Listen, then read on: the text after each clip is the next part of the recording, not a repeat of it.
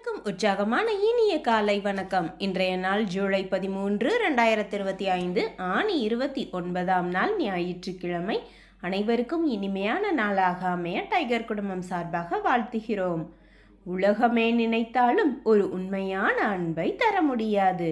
ஆனால் ஒரு உண்மையான அன்பு நினைத்தால் ஒரு உலகத்தையே தர முடியும். நாம் அனைவரிடமும் அன்போடு பழகுவோம், அன்போடு வாழ்வோம். இப்பொழுது நாம் அனைவரும் 8 மீது நிற்கிறோம். நமது விஷன் மிஷன் இறைவணக்கம் கூறப்போகிறோம். இதை நான் சொல்ல சொல்ல அதன் இடைவெளியில் நீங்களும் அதை திரும்பச் சொல்லுங்கள். அப்படி சொல்வதனால் உங்களுக்குள் ஆற்றல் பெருகுவதை நீங்கள் உணர்வீர்கள். உங்களுக்குள் ஆனந்தமும் ஆரோக்கியமும் நிலைத்திருக்க இது உதவும். Tiger vision. மனம், புத்தி, உடல் மூன்றும் சமநிலையில் இருந்தால் வாழ்க்கை பிரகாசிக்கும். Tiger mission. ஒரு தனி மனிதனின் தொடர்ச்சியான ஆரோக்கியமும் பொருளாதாரமும் இவ்வுலகை மாற்றும். டைகர் இறைவணக்கம். என் வாழ்க்கையின் நம்பிக்கையாயிருக்கும் இறைவா, நான் சேவை செய்யும் இந்த அமைப்பே நீ வாழும் இடமென எண்ணுகிறேன். நான் தினமும் செய்யும் பணியே எனது கடமை என நம்புகிறேன்.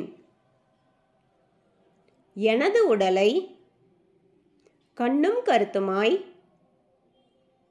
பாதுகாப்பதே எனது பொறுப்பு என உணர்கிறேன். நன்றி இறைவா. நாம் ஆயுள் முழுவதும் ஆரோக்கியத்தோடு ஆனந்தமாய் வாழ்வதற்கு நமக்கு ஆயுள் முழுவதும் ஆசானாய் 8 நடைப்பயிற்சியை கற்றுத்தர வருகிறார் நமது குரு டாக்டர் டைகர் தேன்கூடு பிரபாகரன் அண்ணா அவர்களை உற்சாகத்தோடு வரவேற்கிறோம். எல்லோருக்கும் இனிய காலை வணக்கம். இந்த அற்புதமான காலை வேளையில் 9 மூட்டுக்களையும் அசையக்கூடிய அற்புதமான பயிற்சிகளை முடிச்சுட்டு 27 முறை சூப்பர் பிரெயின் யோகா அப்படின்னு சொல்லக்கூடிய தோப்பு காரணங்களை முக மலர்ச்சியோட மனம் மகிழ்ச்சியோடு முடிச்சுட்டு 8 நடப்பதற்காக தயார் நிலையில் இருக்கிறோம். 8 மீது இருக்கிறோம். கிழக்கு மேற்காக நடப்பவர்கள் கிழக்கு திசையிலிருந்து மேற்கை நோக்கியும், தெற்கு வடக்காக நடப்பவர்கள் தெற்கு திசையிலிருந்து வடக்கை நோக்கியும் நமக்கான முதலடி எடுத்து வைத்து நடையை தொடங்கலாம். இப்பொழுது பெண்கள் அனைவரும் இடதுபுறமாகவும் ஆண்கள் அனைவரும் வலதுபுறமாகவும், பெண்கள் லெஃப்ட் சைடிலும் ஆண்கள் ரைட் சைடிலும் முதல் அடி எடுத்து வைத்து நடையை தொடங்குகிறோம். நடை இயல்பாக இருக்கிறது, நடை தளர்வாக இருக்கிறது, தோள்பட்டை தளர்வாக இருக்கிறது, கழுத்து குனியாமல் இருக்கிறது, கால்கள் ஒன்றுக்கு முன்பு ஒன்று வருவது போல் நடந்து கொண்டு இருக்கிறோம். கைகள் அதன் இசைவில் அசைந்து கொண்டு இருக்கிறது. சுவாசம் சீர்நிலையில் இருக்கிறது. எண்ணம் நேர்மறையாக இருக்கிறது. மனம் மகிழ்வுடனும் அமைதியுடனும் இருக்கிறது. ஒற்றை சிந்தனையாளர்கள் அத்தனை பேரும் ஒற்றுமையோடு ஒரே திசையை நோக்கி பயணித்து கொண்டிருக்கிறோம். நமது பயணம் வெற்றிகரமாக அமைய எல்லாம் வல்ல இறைவனை துணை கலைத்து கொண்டு தொடர்ந்து பயணிக்கிறோம். ஒவ்வொரு விடியலும் நமக்கு பல விஷயங்களை கற்றுத்தந்து கொண்டே இருக்கிறது. நாம் பெற்றுக்கொண்டே இருக்கிறோம். அதை வாழ்வில் பயன்படுத்தி வெற்றி கண்டு கொண்டே இருக்கிறோம். அவ்வாறாக இன்றைய விடியலும் நமக்கு பல விஷயங்களை கற்றுத்தரப் போகிறது. நாம் பெற்றுக்கொள்ளப் போகிறோம். அதை வாழ்வில் பயன்படுத்தி வெற்றி காணப் போகிறோம். ஒவ்வொரு நாளும் நமது நடையை தொடங்கும் போது நாம் பல நினைவூட்டல்களை நினைவூட்டுவது வழக்கம். அந்த வகையில் இன்றைய நினைவூட்டல்கள் நம்மளுடைய உள்ளங்கைகளை மடக்கி பார்த்தல் அப்படிங்கிற ஒரு செயலை செய்து பார்க்க வேண்டும். இப்பொழுது நாம் நடையை தொடங்கி இருக்கிறோம். உள்ளங்கைகளை மடக்கி பார்த்தால் அது இயல்பாக இருக்கும். விரலின் நகங்களின் வண்ணங்களை பார்க்க வேண்டும். அவைகளும் இயல்பாகவே இருக்கும்.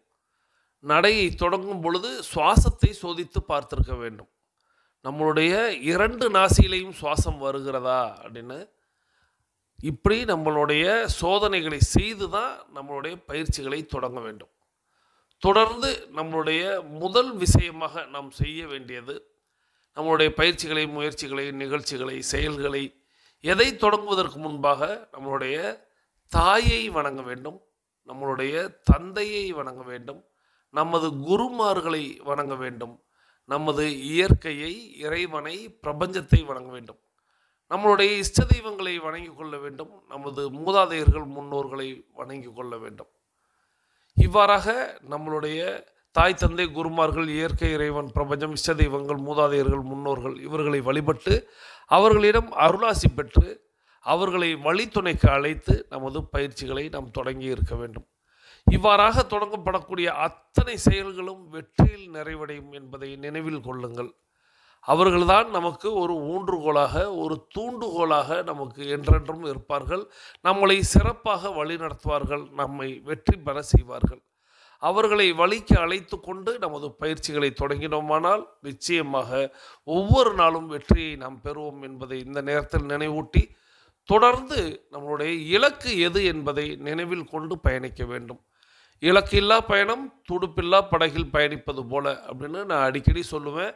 ஸோ இலக்கை நிர்ணயித்து பயணிக்க வேண்டும். இலக்கை நாம் அடைய போகிறோம், தொட போகிறோம், வெற்றி காண போகிறோம் அப்படிங்கிற அந்த எண்ணத்தோடு பயிற்சியை தொடங்கினால் இலக்கு எதுவாக வேண்டுமானாலும் இருக்கலாம். நம்மளுடைய இலக்கு அப்படிங்கிறது எது சம்பந்தப்பட்டதாக இருக்கலாம். ஆனால் இலக்கின் முடிவை மட்டும் மனதில் கொண்டு அதை நோக்கி நாம் பயணிக்கிறோம் என்பதை நினைவில் கொண்டு நமது பயணத்தை தொடங்க வேண்டும். நமக்கு அருகில் குடிநீர் இருக்கும்படியாக பார்த்து கொள்ள வேண்டும். நாம் நடக்கும் இடத்தில் காற்றோட்டம் இருக்கும்படியாக பார்த்து கொள்ள வேண்டும். போதிய வெளிச்சம் இருக்கிறதா என்பதை நினைவில் கொண்டு நமது பயிற்சிகளை நாம் தொடங்க வேண்டும். நமது எண்ணத்தை சுத்தமாகவும் நமது உள்ளத்தை மகிழ்ச்சியாகவும் உற்சாகமாகவும் வைத்து நமது பயிற்சிகளை தொடங்க வேண்டும். புதியவர்கள், பேசிக் கோர்ஸில் பயணிக்கக்கூடியவர்கள் 10:30 நிமிடத்தில் மணியோசை கேட்டதுக்கப்புறம் நடையை மாற்றி நடக்கணும்.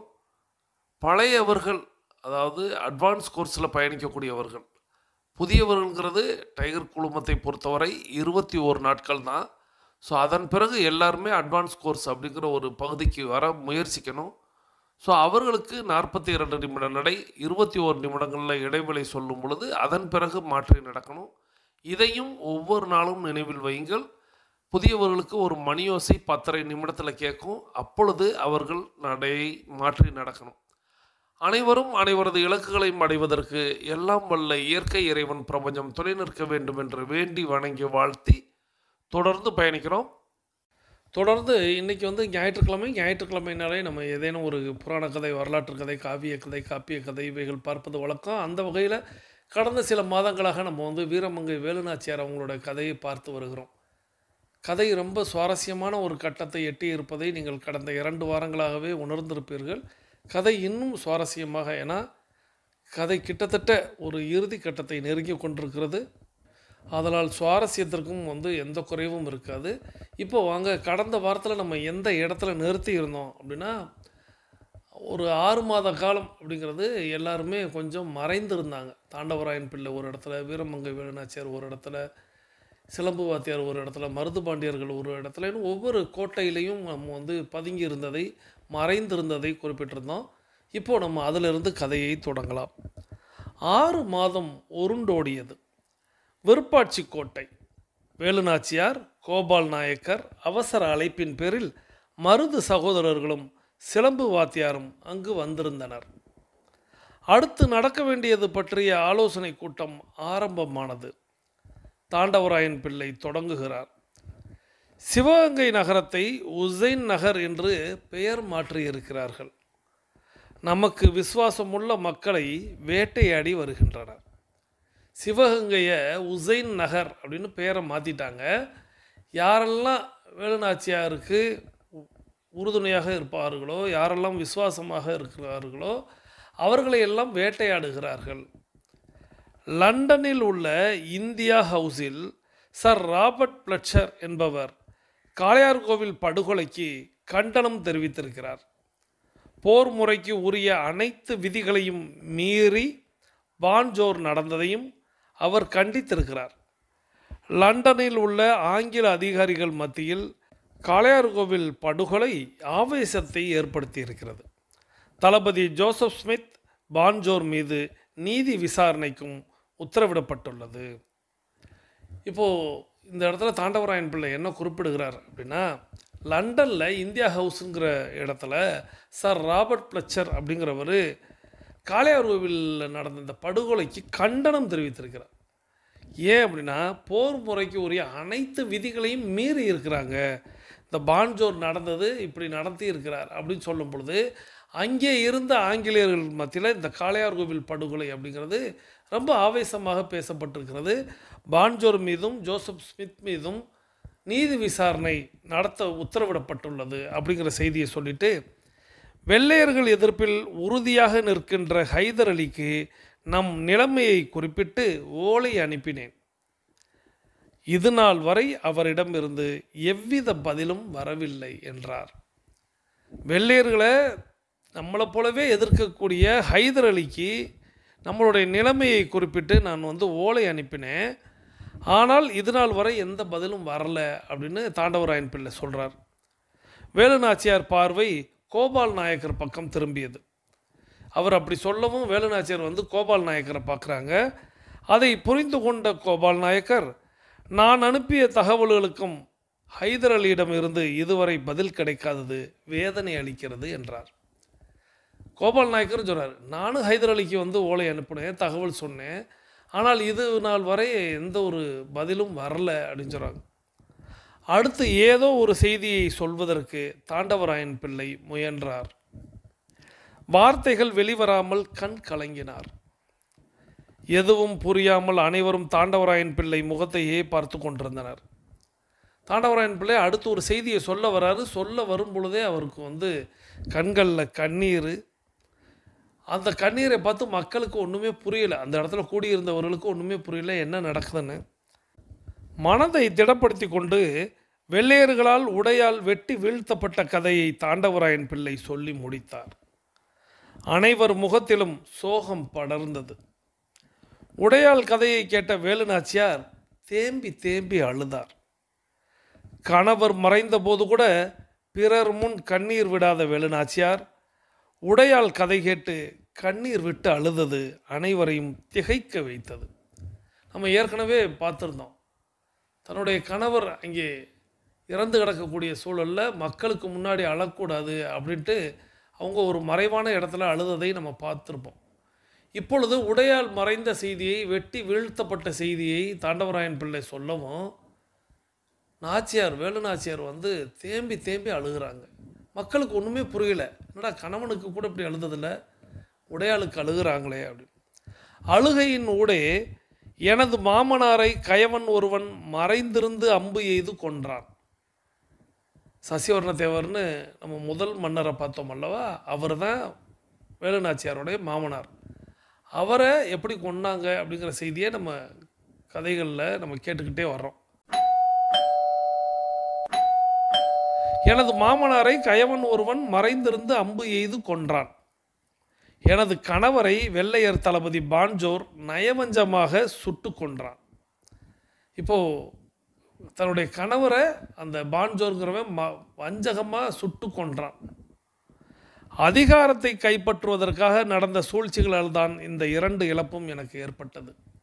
அதிகாரத்தை கைப்பற்றணும், தாங்கள் அரசர்களாக மாறணும் அப்படிங்கிற ஒரே காரணத்திற்காக தான் இந்த 2 கொலைகளும் நடத்தப்பட்டது. ஆனால் உடையால் எனக்காக உயிர் விட்டிருக்கிறாள் என்பதை அறியும் போது என்னால் கண்ணீர் விடாமல் இருக்க இயலவில்லை. உடையால் போன்ற வீரப்பெண்கள் இருக்கும் வரை 1000 வெள்ளையர் அணிவகுத்தாலும் என்னை அவர்கள் வெற்றி கொள்ள இயலாது. ஒரு சாதாரண பெண்ணும் சரித்திரத்தில் இடம் பிடிக்க முடியும் என்பதை உடையால் மெய்ப்பித்திருக்கிறாள் என்று கூறிவிட்டு மீண்டும் தேம்பி தேம்பி அழுதார் வேலு நாச்சியார். அதாவது என்னுடைய கணவனோ என்னுடைய மாமனாரோ இவங்க மறைந்தது, அவர்களை கொன்றது அப்படிங்கிறது அரசு அப்படிங்கிற ஒரு விஷயத்திற்காக, ஆட்சி அமைக்க வேண்டும் அப்படிங்கிறதுக்காக, அந்த அரச பதவிக்காக செய்தது. ஆனால் இந்த உடையாளுடைய உயிர் போனது அப்படிங்கிறது எனக்காக நடந்திருக்கிறது அப்படின்னு சொல்லிட்டு அவங்க தேம்பி தேம்பி அழுகிறாங்க. ஒரு சாதாரண பெண்ணு கூட சரித்திரத்தில் இடம் பிடிக்கக்கூடிய அளவுக்கு உடையால் நடந்துக்கிட்டாங்க. கூடியிருந்த அனைவரும் வேலு நாச்சியாருக்கு ஆறுதல் கூற இயலாமல் தவித்தனர். சிறிது நேர அழுகைக்கு பின் வேலு நாச்சியார், அமைச்சர் அவர்களே, உடனடியாக சிவகங்கை சீமைக்கு இரகசிய ஓலை அனுப்புங்கள். அதில் நான் விருப்பாட்சியில் இருப்பதை குறிப்பிடுங்கள். நம் தேசத்தை விரும்பும் இளைஞர்களையும் போர் மறவர்களையும் ஆவேசம் மிக்க பெண்களையும் உடனடியாக எதிரிகளுக்கு தெரியாமல் விருப்பாட்சிக்கு வரும்படி கட்டளையிடுங்கள் என்றார்.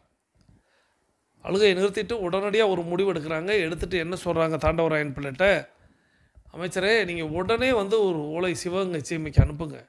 நான் விருப்பாட்சியில் இருக்கக்கூடிய விஷயத்த சொல்லுங்கள். யார்கிட்ட சொல்கிறீங்க அப்படின்னா, நம்மளுடைய தேசத்தை விரும்பக்கூடிய இளைஞர்களுக்கும் போர் மறவர்களுக்கும் ஆவேசம் மிக்க பெண்களுக்கும் இந்த தகவலை சொல்லுங்கள். அவங்க விருப்பாட்சிக்கு யாருக்கும் தெரியாமல் வர சொல்லுங்கள்.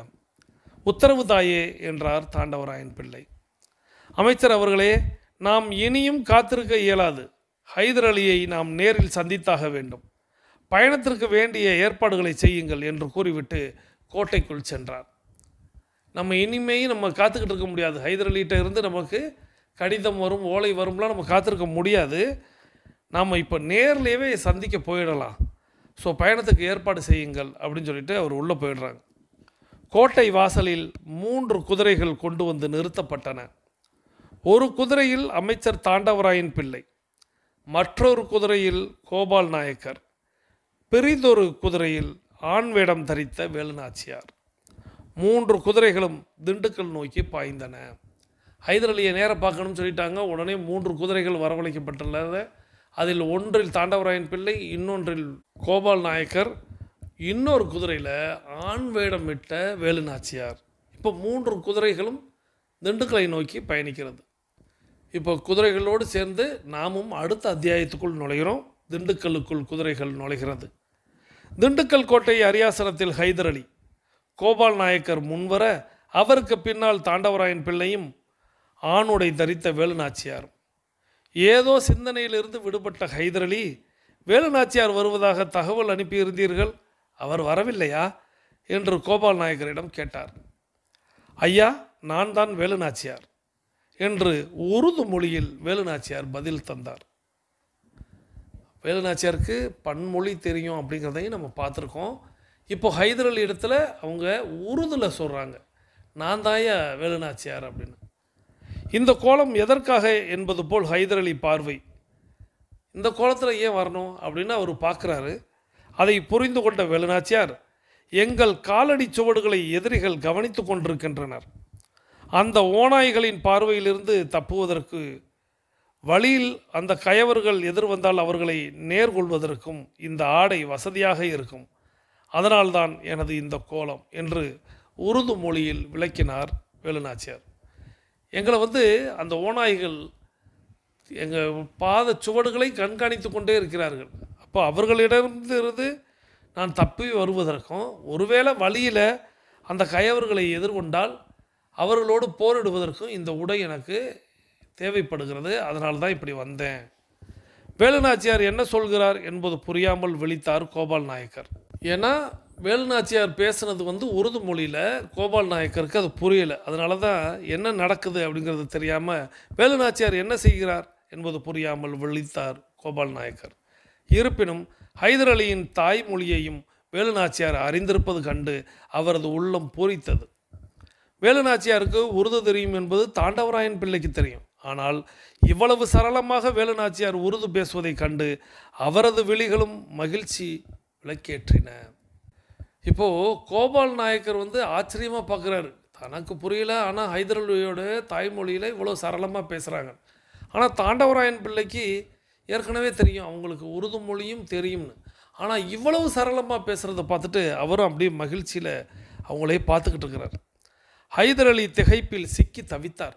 இவங்களை விட ஹைதர் அலிக்கு திகைப்பு. அந்த திகைப்புக்கு காரணம் வேலுநாச்சியாரின் கம்பீர தோற்றமா, அல்லது ஆண் வேட மாற்றமா, இல்லையெனில் உருது மொழியை வேலுநாச்சியார் கையாளும் நேர்த்தியா என்று ஹைதர் அலியின் திகைப்புக்கு காரணம் புரியாமல் தாண்டவராயன் பிள்ளையும் கோபால் நாயக்கரும் திகைத்தனர். ஏன்னா இவங்க 2 பேருமே மலைச்சு போய் நிற்கும்போது ஹைதர் அலி அதை விட திகைத்து போய் நிற்கிறார். அதுக்கு என்னவா இருக்கும் அப்படின்னா, இவங்களா யோசிக்கிறாங்க, வேலுநாச்சியாருடைய கம்பீர தோற்றமா, இல்லை ஆண் வேட அந்த மாற்றமா, அல்லது இந்த உருது மொழியில் அவங்க சரளமாக பேசுகிறதா, எதில் இப்போ அவர் திகைத்து போயிருக்கிறார் அப்படின்னு யோசிக்கிறாங்க. உருது மொழியிலேயே வேலுநாச்சியார் தொடர்ந்தார். ராமநாதபுரம் சீமையும் சிவகங்கை சீமையும் இன்று சந்தித்து கொண்டிருக்கும் கொடுமைகளை தாங்கள் அறிவீர்கள். எனது அத்தையையும் அத்தை மகன் இளவரசன் முத்துராமலிங்க சேதுபதியையும் திருச்சி சிறையில் வெள்ளையர்கள் அடைத்திருக்கிறார்கள். என் கணவரை கொன்று எங்கள் நாட்டையும் அந்த கொடியவர்கள் அபகரித்து கொண்டனர். என்னை பற்றி நீங்கள் அறிந்ததை விட உங்களை பற்றி நான் அதிகமாக அறிவேன் என்று வேலுநாச்சியார் சொல்லி கொண்டிருந்த போது ஹைதர் அலி மெல்ல மெல்ல அரியாசனத்தை விட்டு எழுந்தார். நின்று கொண்டே வேலுநாச்சியாரின் கூற்றுக்கு செவி மடுக்க தொடங்கினார். வேலுநாச்சியார் பேச ஆரம்பிக்கிறாங்க. ராமநாதபுரம் சீமையும் சிவகங்கை சீமையும் இன்றைக்கி என்ன நிலையில் இருக்குங்கிறத நீங்கள் அறிவிங்க. என்னுடைய அத்தையும் இளவரசரையும் திருச்சி சிறையில் வெள்ளையர்கள் அடைச்சிருக்காங்க. என்னுடைய கணவரை கொன்று எங்கள் நாட்டையும் அபகரிச்சிட்டாங்க அப்படின்னு அவங்க பேசிக்கிட்டு இருக்கும்போது இன்னொரு விஷயம் சொல்கிறாங்க. என்னை பற்றி உங்களுக்கு எவ்வளோ தெரியும் தெரியாது, ஆனால் உங்களை பற்றி எனக்கு முழுமையாக தெரியும் சொல்லும் பொழுதே ஹைதர் அலி அவருடைய இருக்கையிலிருந்து எழுந்து நின்று எல்லாவற்றுக்கும் செவி கொடுத்து கொண்டிருக்கிறார். தொடர்ந்தார் வேலுநாச்சியார். உங்கள் மாவீரத்தையும் உங்கள் பெயர் உச்சரிக்கப்படும் போதெல்லாம் வெள்ளையர் குலை நடுங்குவதையும் தேர்ந்த போர் ஞானத்தையும் களத்தில் தாங்கள் மேற்கொள்ளும் வியூகத்தையும் நான் அறிவேன். தங்களின் எதிரிகளான வெள்ளை கரடிகள் எனக்கு எதிரிகள் ஆகிவிட்டனர். நாங்கள் இழந்த நாட்டை மீட்டாக வேண்டும். அதற்கு நீங்கள் எங்களுக்கு உதவி புரிய வேண்டும். வீரத்திற்கும் விவேகத்திற்கும் எங்களிடம் பஞ்சமில்லை. இப்போது ஹைதர் அலிட்ட அவங்க என்ன சொல்லிக்கிட்டு இருக்காங்க அப்படின்னா, உங்களை பற்றி எனக்கு எல்லாமே தெரியும். உங்களுடைய மாவீரத்தையும் உங்களுடைய பெயரை உச்சரித்தால் கூட வெள்ளையர்கள் குலை நடுங்குவதை நான் பார்த்துருக்குறேன். உங்களுடைய தேர்ந்த போர் ஞானமும் உங்களுடைய போர்க்களத்தில் உங்களுடைய வியூகமும் நான் ரொம்ப தெரிஞ்சு வச்சுருக்கேன். உங்களுடைய எதிரிகளான அந்த வெள்ளை கரடிகள் இப்பொழுது எங்களுக்கும் எதிரிகளாக இருக்கிறாங்க. நாங்கள் இழந்த நாட்டை நாங்கள் மீட்டாக வேண்டும். அதை நீங்கள் எங்களுக்கு உதவி புரிய வேண்டும். வீரத்திற்கும் விவேகத்திற்கும் எங்களிடம் பஞ்சமில்லை. ஆனால் வெற்றியை தரிசிக்க இவை மட்டும் போதா. நவீன ஆயுதங்களும் போர் வீரர்களும் எங்களுக்கு தேவை. இந்த இரண்டும் கேட்டுத்தான் உங்கள் முன் நான் நிற்கின்றேன். அவங்க என்ன சொல்கிறாங்கன்னா, எங்கள்கிட்ட வீரமும் விவேகமும் இருக்குது, ஆனால் வெற்றியை தரிசிக்க இது மட்டும் போதாது. நவீன ஆயுதங்களும் போர் வீரர்களும் எங்களுக்கு தேவை. இந்த இரண்டையும் கேட்டு தான் உங்களுக்கு முன்னாடி நான் நிற்கிறேன் அப்படின்னு அவங்க சொல்லும் பொழுது நம்மளுடைய 21 நிமிடம் அப்படிங்கிறது நிறைவுக்கு வருகிறது. வாருங்கள் அனைவரும் தொடங்கிய திசைக்கு வந்து விடுகிறோம். கிழக்கு மேற்காக தொடங்கியவர்கள் கிழக்கு திசையிலும் தெற்கு வடக்காக தொடங்கியவர்கள் தெற்கு திசைக்கு வந்து விடுகிறோம். நமது உள்ளங்கைகளை மடக்கி பார்க்கிறோம். இறுக்கமாக இருக்கிறது. விரலின் நகங்களின் வண்ணங்களை பார்க்கிறோம். சிவப்பு வண்ணத்தில் மாறி இருக்கிறது. சுவாசத்தை சோதித்து பார்க்கிறோம். இரண்டாவது நாசிலும் சுவாசம் வரக்கூடிய இந்த வேளையில் நாம் அனைவரும் நமக்கு அருகில் இருக்கக்கூடிய குடிநீரை எடுத்து நிறுத்தி நிதானித்து ரசித்து ருசித்து பருகிக்கொள்கிறோம். தண்ணீர் பருகுதல் என்பது ஒரு கலை என்பதை நாம் அறிவோம். தண்ணீர் பருகும் பொழுது கவனத்தை நீரில் வைப்போம். நீரின் தன்மையில் வைப்போம். நீரின் சுவையில் வைப்போம். நீரை நிதானமாக பருகிட்டு நம்மளுடைய மொபைல் ஃபோனை கையில் எடுத்துட்டு கருத்து பதிவிட போயிடும். முதலாவது கேள்வி, தினசரி நடவடிக்கை அறிக்கை பூர்த்தி செய்து அனுப்பி வைத்து விட்டீர்களா? டெய்லி ஆக்டிவிட்டி ரிப்போர்ட்டை நீங்கள் பூர்த்தி செய்து அனுப்பி வைத்து விட்டீர்களா? நீங்கள் அனுப்பும்போது உங்களுடைய மனநிலை எவ்வாறாக இருந்தது என்பதையும் சேர்த்து குறிப்பிடுங்கள். இதுதான் முதல் கேள்வி. டெய்லி ஆக்டிவிட்டி ரிப்போர்ட் பூர்த்தி செய்து அனுப்பி வைத்து விட்டீர்களா? இரண்டாவது கேள்வி, இப்போது நம்ம பார்த்துக்கிட்டு இருக்கக்கூடிய திண்டுக்கல் மாநகரம், திண்டுக்கல் அப்படிங்கிற இந்த ஊருக்கு எத்தனை பேர் சென்றிருக்கிறீர்கள்? திண்டுக்கல் அப்படிங்கிற இந்த ஊருக்கு எத்தனை பேர் சென்று இருக்கிறீர்கள்? சென்று இருப்பது என்றால் அந்த ஊரை கடந்து செல்லும் பொழுது அல்ல. ஏன்னா திண்டுக்கல் அப்படிங்கிறது ஒரு மையமான ஒரு ஊர் தான். அதன் வழியாக நம்ம நிறைய முறை பல்வேறு ஊர்களை கடந்திருப்போம். பல்வேறு ஊர்களுக்கு சென்று இருப்போம். நான் கேட்பது, திண்டுக்கலுக்கு நீங்கள் போயிருக்கீங்களா? திண்டுக்கல்லில் நீங்கள் இறங்கி, நான் எந்த இடங்கள்லாம் குறிப்பிடல, ஆலயங்களுக்கு அல்லது அரண்மனைக்கு கோட்டைக்கு இப்படிலாம் நான் கேட்கல. திண்டுக்கலுக்கு நீங்கள் போயிருக்கிறீங்களா? இதுதான் இரண்டாவது கேள்வி. நீங்கள் அது திருமண நிகழ்வுக்கு போயிருக்கலாம், அல்லது வேறு சுபகாரியங்களுக்கு போயிருக்கலாம். திண்டுக்கலுக்கு போயிருக்கீங்களா? அவ்வளோதான். அதன் வழியாக கடந்து போனதை நான் கேட்கல. ஏன்னா எப்படியும் அந்த மாவட்டத்தை கடக்காமல் நம்ம நிறைய ஊர்களுக்கு போக முடியாது. அதனால் இந்த கேள்வி. ஸோ திண்டுக்கலுக்கு போயிருக்கிறீர்களா? இது இரண்டாவது கேள்வி. மூன்றாவதாக நம்மளுடைய வெற்றி ஸ்லோகன் எழுத வேண்டிய நேரம். நலத்துடன் வாழ்க வளத்துடன் வாழ்க. நலத்துடன் வாழ்க வளத்துடன் வாழ்க அப்படிங்கிற அந்த வெற்றி ஸ்லோகனை ஒரு முறை எழுதி இருமுறை வாசித்து போஸ்ட் பண்ணுங்கள். உங்களுக்கு ஒரு வெற்றி செய்தி வந்து சேரும். இந்த ஸ்லோகனை நீங்கள் நித்தம் எழுதுங்க. எழுதும் பொழுது நம்பிக்கையோடு எழுதுங்க. அதை இருமுறை வாசிங்க. வாசிச்சுட்டு போஸ்ட் பண்ணுங்கள். உங்களுக்கு நல்ல செய்தி வந்து கொண்டே இருக்கும். தொடர்ந்து செய்ய செய்ய உங்களுக்கு நாளெல்லாம் நல்லதாகவே நடக்கும். இந்த 3க்கும் விடையளித்த உங்களுக்கு என்னுடைய நன்றிகளை சொல்லி, தொடர்ந்து இப்போது பேசிக் கோர்ஸில் இருக்கக்கூடிய சகோதர சகோதரிகள் அஃபர்மேஷன் விசுவலைசேஷன் செய்துட்டு மீதம் இருக்கக்கூடிய ஆடியோ கேட்குவாங்க. அட்வான்ஸ் கோர்ஸில் இருக்கக்கூடிய 42 நிமிட நடைக்காரர்களுக்கான அடுத்த சுற்று தொடங்குகிறது. இப்பொழுது ஆண்கள் அனைவரும் இடதுபுறமாகவும் பெண்கள் அனைவரும் வலதுபுறமாகவும், ஆண்கள் லெஃப்ட் சைடிலும் பெண்கள் ரைட் சைடிலும் முதலடி எடுத்து வைத்து நடையை தொடங்குகிறோம். நடை இயல்பாக இருக்கிறது, நடை தளர்வாக இருக்கிறது, தோள்பட்டை தளர்வாக இருக்கிறது, கழுத்து குனியாமல் இருக்கிறது, கால்கள் ஒன்றுக்கு முன்பு ஒன்று வருவது போல் நடந்து கொண்டு இருக்கிறோம், கைகள் அதன் இசைவில் அசைந்து கொண்டு இருக்கிறது, சுவாசம் சீர்நிலையில் இருக்கிறது, எண்ணம் நேர்மறையாக இருக்கிறது, மனம் மகிழ்வுடனும் அமைதியுடனும் இருக்கிறது. ஒற்றை சிந்தனையாளர்கள் அத்தனை பேரும் ஒற்றுமையோடு ஒரே திசையை நோக்கி பயணித்து கொண்டு இருக்கிறோம். நமது பயணம் வெற்றிகரமாக அமைய எல்லாம் வல்ல இறைவனை துணைக்கு அழைத்து கொண்டு தொடர்ந்து பயணிக்கிறோம்.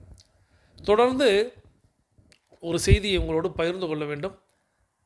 நம்மளுடைய குரு பூர்ணிமாவுக்கு குருதட்சணையாக நீங்கள் நம்மளுடைய பிரபஞ்சம் அறக்கட்டளைக்கு நிறைய சகோதர சகோதரிகள் தங்களுடைய நன்கொடையை வழங்குனீங்க. நேற்றைக்கு சகோதர சகோதரிகள் தங்களுடைய நன்கொடையை வழங்கியிருந்தார்கள். அவர்களுடைய பெயர்கள்: அம்மா சகோதரி டைகர் மல்லிகா ஜெகதீஸ்வரன் ஃப்ரம் சேலம். இவங்க சேலம் டைகர் கிளப்பில் உறுப்பினராக இருக்கிறாங்க. அம்மாவுக்கு என்னுடைய நன்றிகள். சகோதரர் டைகர் பெனிஸ் ஜெனோஃபின் ஃப்ரம் மார்த்தாண்டம். இவங்க சவுத் சோன் டைகர் கிளப்புடைய வைஸ் கேப்டனாக இருக்கிறாங்க. அவர்களுக்கும் என்னுடைய நன்றிகள். அம்மா சகோதரி டைகர் மல்லிகா ஃப்ரம் சேலம், சகோதரர் டைகர் பெனிஸ் ஜெனோஃபின் ஃப்ரம் மார்த்தாண்டம். இவர்கள் நீடூழி வாழ எல்லாம் வல்ல இயற்கை இறைவன் பிரபஞ்சத்தை வேண்டிக்கிறேன். அவங்க எண்ணியதெல்லாம் நடக்கணும், கேட்டதெல்லாம் கிடைக்கணும், அவர்கள் குடும்பத்தில் ஆரோக்கியம் நிலைத்திருக்கணும், ஆனந்தம் நிலைத்திருக்கணும், பொருளாதாரம் உயர்ந்து கொண்டே இருக்க வேண்டும், அவர்களது பணி சிறந்து விளங்க வேண்டும், அவர்களது பணி பிறர் பாராட்டும்படியாக அமைய வேண்டும். அதை எல்லாம் வல்ல இயற்கை இறைவன் பிரபஞ்சம் அவர்களுக்கு வழங்க வேண்டும் என்று என்னுடைய வேண்டுதல்களையும் வாழ்த்துக்களையும் தெரிவித்து, நீங்களும் உங்களுடைய வாழ்த்து மலைகளை அம்மா சகோதரி டைகர் மல்லிகா அவர்களுக்கும் சகோதரர் டைகர் பெனிஸ் ஜெனோஃபின் அவர்களுக்கும் வழங்குமாறு அன்போடு கேட்டு தொடர்ந்து நம்ம இப்போது கதைக்குள் உள் நுழையலாம். இப்போது வேலுநாச்சியார் அங்கே சொல்லிக்கிட்டு இருக்காங்க, வீரத்திற்கும் விவேகத்திற்கும் எங்களிடம் பஞ்சமில்லை, ஆனால் வெற்றியை தரிசிக்க இவை மட்டும் போதா, நவீன ஆயுதங்களும் போர் வீரர்களும் எங்களுக்கு தேவை. இந்த இரண்டும் கேட்டுத்தான் உங்கள் முன் நான் நிற்கிறேன். உங்கள் ஆளுகைக்கு உட்பட்ட விருப்பாச்சி பாளையத்தில்தான் இப்போது நாங்கள் தங்கி இருக்கிறோம். தொடர்ந்து அங்கே தங்குவதற்கு எங்களை நீங்கள் அனுமதிக்க வேண்டும் என்று உருது மொழியில் வேலுநாச்சியார் சொல்லி முடித்தார். எங்களுக்கு நவீன கருவிகளும் வேணும், போர் வீரர்களும் வேணும். உங்களுக்கு பாத்தியப்பட்ட அந்த விருப்பாச்சி கோட்டையில் தான் நான் இப்போ தங்கியிருக்கிறேன், அந்த பாளையத்தில் தான் நான் தங்கியிருக்கிறேன். தொடர்ந்து நான் தங்குவதற்கு நீங்கள் அனுமதிக்க வேண்டும் அப்படின்னு கேட்குறாங்க. அதிசயத்தை கண்டது போல் வியந்து நின்றார் ஹைதர் அலி. கணவனை பறிகொடுத்த, தம் தேசத்தையும் இழந்த 8 வயது பெண்ணுக்கு தாயான ஒரு பெண்மணியால் இப்படியெல்லாம் செயல்பட முடியுமா? இந்த வினா ஹைதர் அலியின் வியப்பிற்கு காரணமாயிற்று. அவர் அப்படியே ஒரு அதிசயத்தை கண்டது போல் பார்த்துக்கிட்டே இருக்கிறார். கணவனை பறிகொடுத்துருக்காங்க, தன்னுடைய நாட்டையும் இழந்துட்டாங்க, 8 வயது குழந்தைக்கு தாய். ஆனால் அவங்க இப்படியெல்லாம் சிந்திப்பாங்களா? ஐயா, எனது கோரிக்கைகளை உங்கள் முன் சமர்ப்பித்து விட்டேன். தங்களின் முடிவுக்காக காத்திருக்கிறேன்.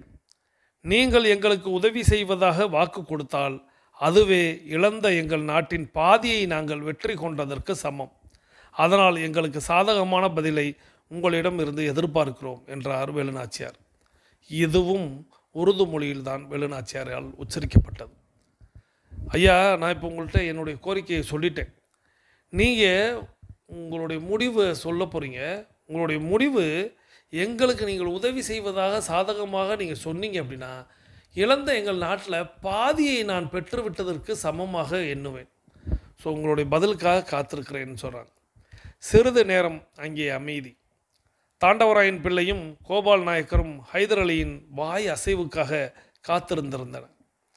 ஆனால் ஹைதர் அலியின் கண்களிலிருந்து கண்ணீர் துளிகள். காரணம் புரியாமல் தாண்டவராயன் பிள்ளையும் கோபால் நாயக்கரும் ஒருவரை ஒருவர் பார்த்து கொண்டனர். கண்ணீரை துடைத்துவிட்டு, தாயே, முதலில் நான் உங்களிடம் மன்னிப்பு கேட்டுக்கொள்கிறேன் என்றார் ஹைதர் அலி. இதன் பொருள் புரியாமல் வேலுநாச்சியாரும் தாண்டவராயன் பிள்ளையும் கோபால் நாயக்கரும் விழித்தனர். நம்ம ஹைதர் அலி அவங்களுடைய கதையை நம்ம பார்த்துருப்போம். அவங்கள புலிக்கு சமமானவர் அப்படின்னு புலின்னு தான் சொல்லுவாங்க. ஸோ அப்படிப்பட்ட புலி கண் கலங்கி இருக்கிறது அப்படிங்கிற செய்தியை இந்த இடத்துல குறிப்பிடுறாங்க. ஏன் கண் கலங்கினார் அப்படிங்கிறதுக்கு எல்லாரும் புரியாமல் பார்த்து கொண்டிருக்கும் பொழுது கண்ணீரை துடைத்துவிட்டு, தாயே, முதலில் நான் உங்களிடம் மன்னிப்பு கேட்டுக்கொள்கிறேன் என்றார். இதன் பொருள் புரியாமல் 3 பேருமே என்னாச்சு, மன்னிப்பு கேட்குறாரு. ஆம் தாயே, தங்களிடம் நான் மன்னிப்பு கேட்கவில்லை என்றால் என் மனது அமைதி பெறாது. ஏற்கனவே உதவி வேண்டி உங்கள் அமைச்சர் தாண்டவராயன் பிள்ளை உங்கள் சார்பில் எனக்கு ஒரு ஓலை அனுப்பினார். அதன் பின் கோபால் நாயக்கரும் என்னை சந்திக்க தாங்கள் விரும்புவதாக செய்தி அனுப்பினார். கணவரை பறிகொடுத்த ஒரு பெண்மணியை சந்திப்பதால் என்ன நிகழ்ந்துவிடப் போகிறது என்ற இருமாப்பில் நான் இருந்ததற்காக இப்பொழுது வருந்துகிறேன். தாயே, உன் தேசபக்திக்கு நான் தலை வணங்குகிறேன். உங்கள் வாழ்வில் நடந்த அனைத்து சோகங்களையும் புறந்தள்ளிவிட்டு உங்கள் நாட்டை மீட்பதற்காக நீங்கள் மேற்கொண்டிருக்கும் தவப்பயணத்தை கண்டு மெய்சிலிருக்கிறேன்.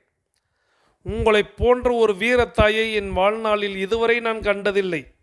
வீரம், விவேகம், தாய்மண் பற்று இவற்றோடு எனது தாய்மொழியை நீங்கள் உச்சரிக்கும் அழகை கண்டு அதிசயிக்கிறேன். என்னால் மட்டுமல்ல, எங்கள் மத போதகர்கள் கூட இவ்வளவு அழகாகவும் ஆவேசமாகவும் உருது மொழியை உச்சரிக்க இயலாது. விருப்பாச்சிப்பாளையம் மட்டுமல்ல, என் ஆளுகைக்கு உட்பட்ட எந்த பிரதேசத்திலும் நீங்கள் சுதந்திரமாக உலாவலாம். உங்களுக்கும் உங்களை சார்ந்தவர்களுக்கும் உதவி செய்ய எனக்கு கிடைத்த வாய்ப்பை நினைத்து கர்வம் கொள்கிறேன். உங்கள் தாய்மண்ணை மீட்கும் உங்கள் உரிமை போருக்கு என் உதவி எப்போதும் உண்டு என்றார் ஹைதர் அலி. தாயே, நான் ஏன் உங்கள்கிட்ட மன்னிப்பு கேட்குறேன் அப்படின்னா, உங்கள் தாண்டவராயன் பிள்ளை எனக்கு ஒரு ஓலை அனுப்பியிருந்தார்.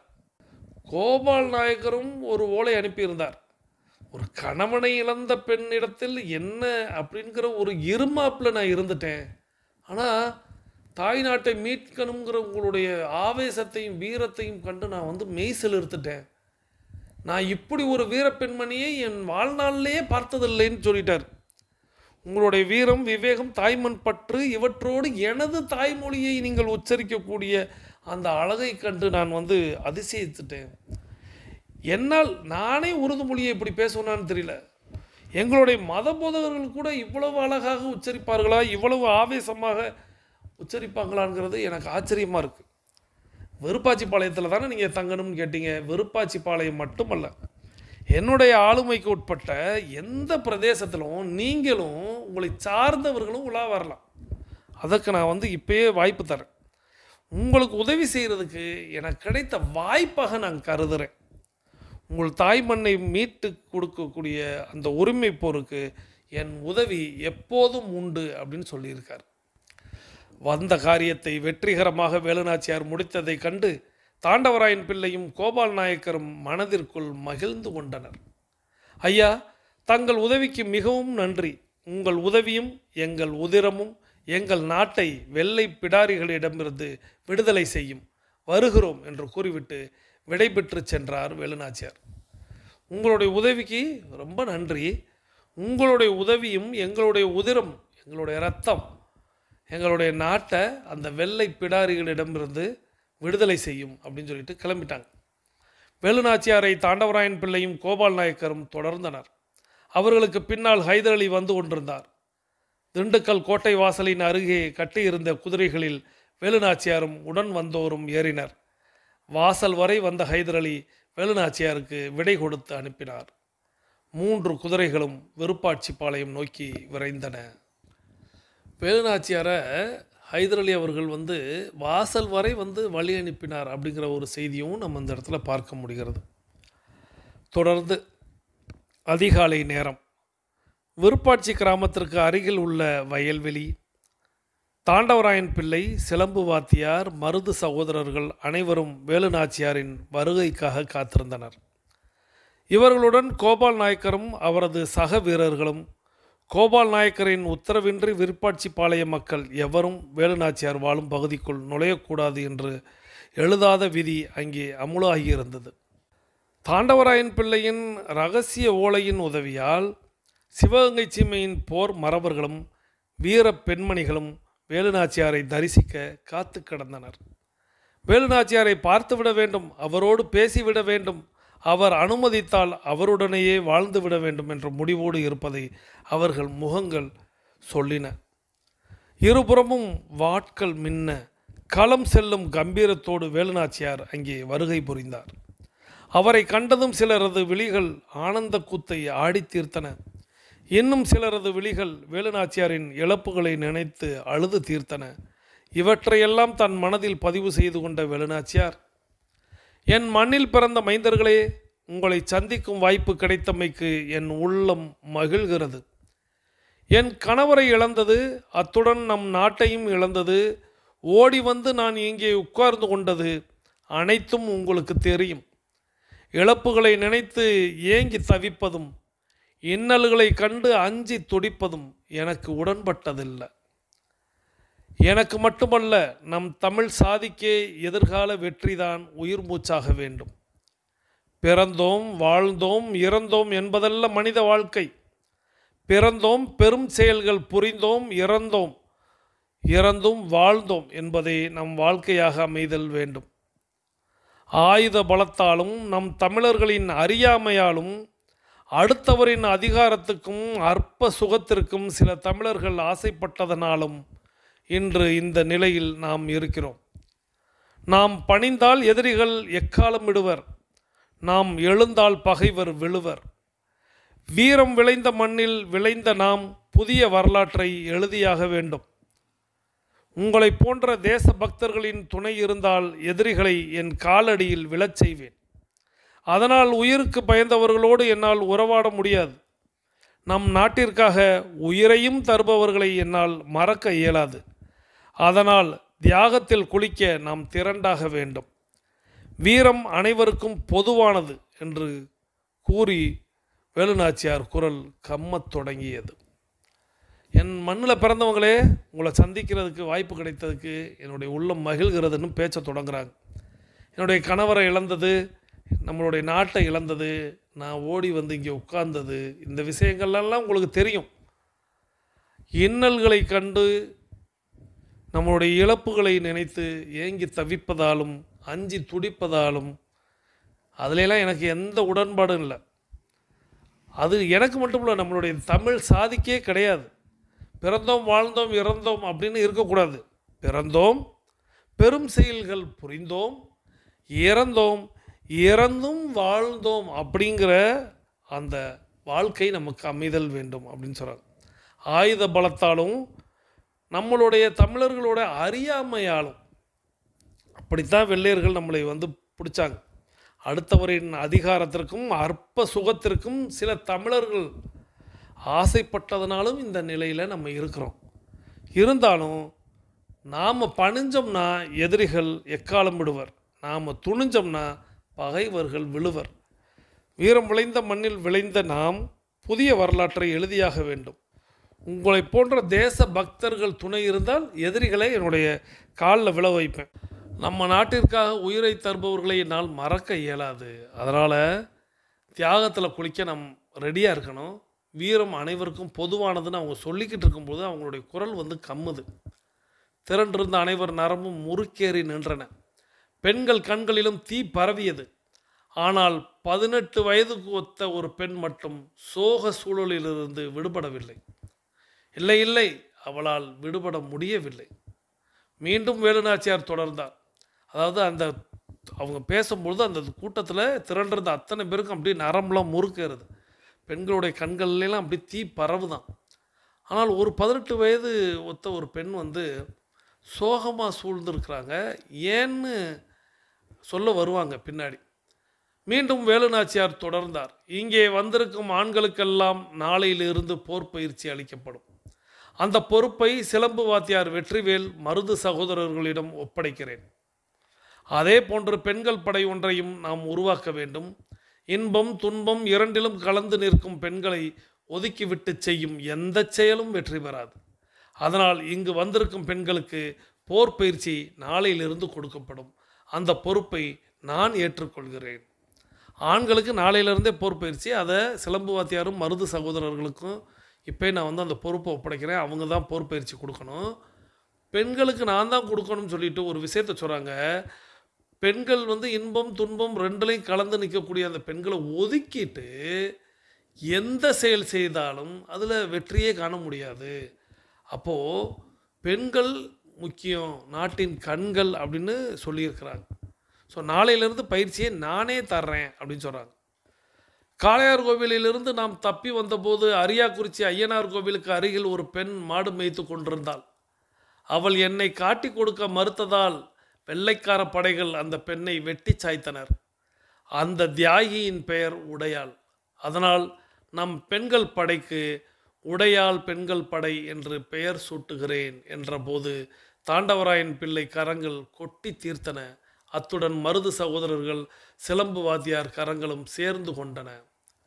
காளையார் கோவிலிருந்து நான் தப்பி வரும் பொழுது அரியாக்குறிச்சி அந்த ஐயனார் கோவிலுக்கு அருகில் ஒரு பெண் மாடு மேய்ச்சிக்கிட்டு இருந்தாங்க.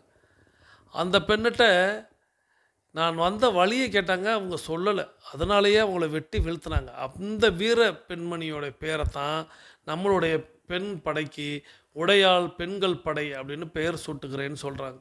இதை கேட்கவுமே தாண்டவராயன் பிள்ளை சிலம்பு வாத்தியார் மருது சகோதரர்கள்லாம் கை தட்டுறாங்க. மீண்டும் வேலுநாச்சியார் தொடர்ந்தார். இங்கு வந்திருக்கும் பெண்கள் எல்லோரும் உடையாளாக மாறியாக வேண்டும். நம் நாட்டை கைப்பற்றிய வெள்ளையரையும் நவாபுகளையும் நம் மண்ணிலிருந்து விரட்டியாக வேண்டும். அதற்கு அனைவரும் தோள் கொடுக்க வேண்டும், எனக்கு துணை நிற்க வேண்டும் என்று பேசி முடித்தார்.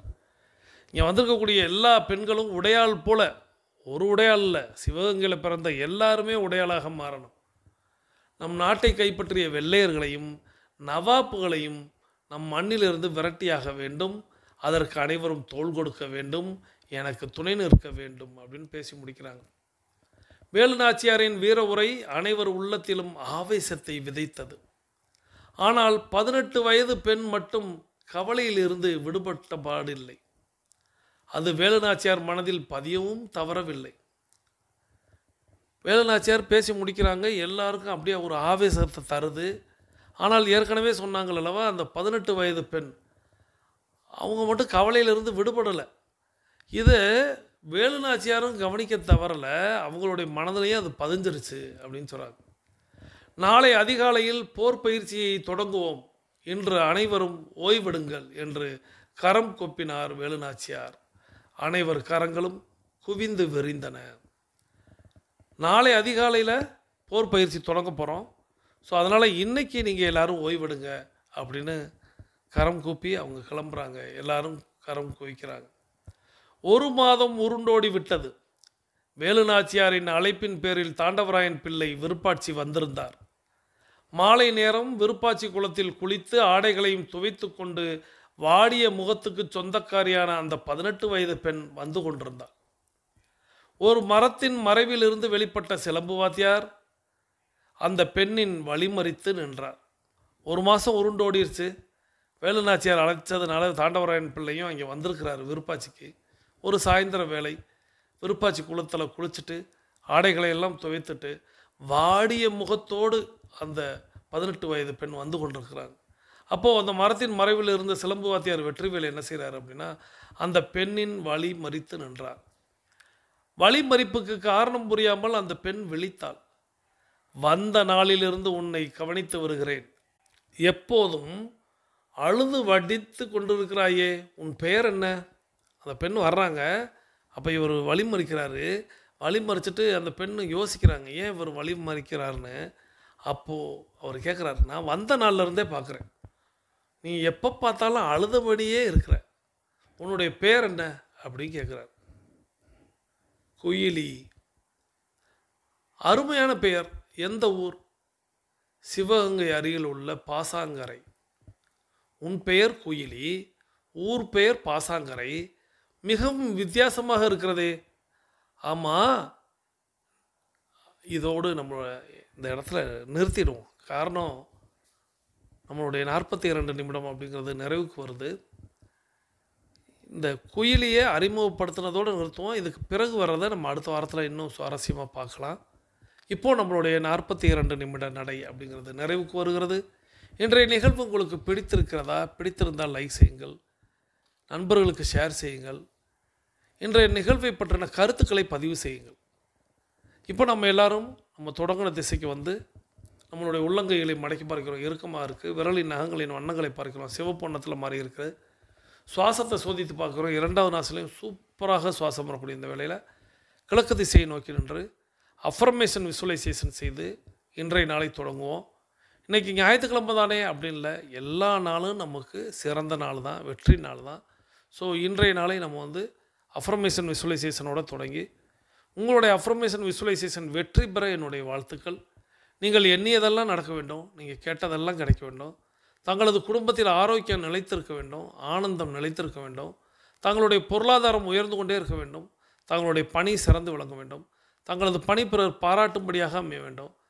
இதை எல்லாம் வல்ல இயற்கை இறைவன் பிரபஞ்சம் உங்களுக்கு வழங்க வேண்டும் என்று என்னுடைய வேண்டுதல்களையும் வாழ்த்துக்களையும் தெரிவித்து மீண்டும் சந்திப்போம், கலந்து சிந்திப்போம். நலத்துடன் வாழ்க, வளத்துடன் வாழ்க. நன்றி.